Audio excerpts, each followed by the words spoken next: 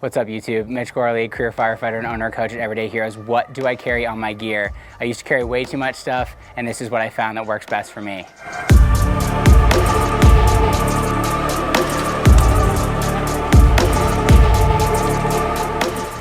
Starting out in the bottom leg pant pocket, we have some extrication gloves. I also have a little baggie there with some eye protection and ear protection as well if we're working any entrapment, vehicle extrications, stuff like that. Over in this extra pocket, we got some extra medical gloves, things along those lines, as well as the microphone for today's video. Over here on my pocket, we have two 4-inch spring clamps. This is one of the best options for propping doors. Super accessible with gloved hands. And if you leave one at the call, it's only $4 to replace, opposed to some of these fancy dancy wedges that are gonna cost you $10, $20, $30. When we go into that pocket, we have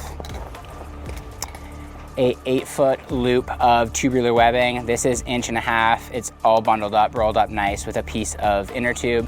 The girth hitch is one of the most versatile options, whether that's advancing a line, dragging a victim, or securing a door. So having a piece of webbing on you is super convenient. Hopping up into the radio pocket, I myself opt for the radio strap, so that's gonna go underneath my coat. Multitude of reasons of why I love the radio strap, and we'll touch on that in another video.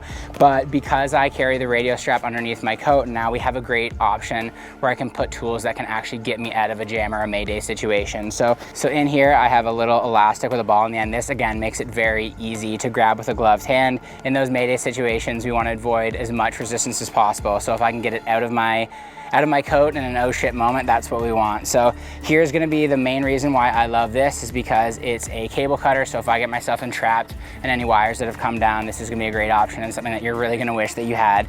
In addition to that, it also provides a little hose wrench, natural gas shut off, and there's also a pry option to help pop off battery connectors for a vehicle if you're trying to de-energize it, for example.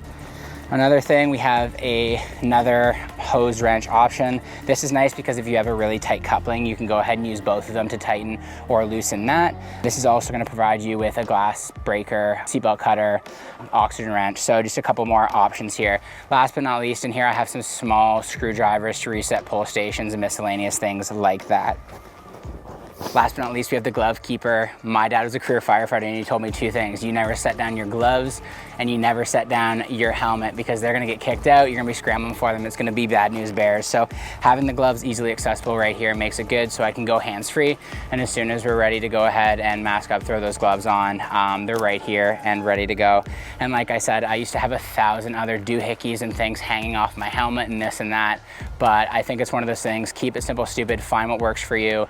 My coat used to weigh 300 pounds, and now we've kind of strike that balance between versatility and practicality. So that's what I carry on my gear. Drop in the comments what you guys carry on your gear. But until next time, take it easy.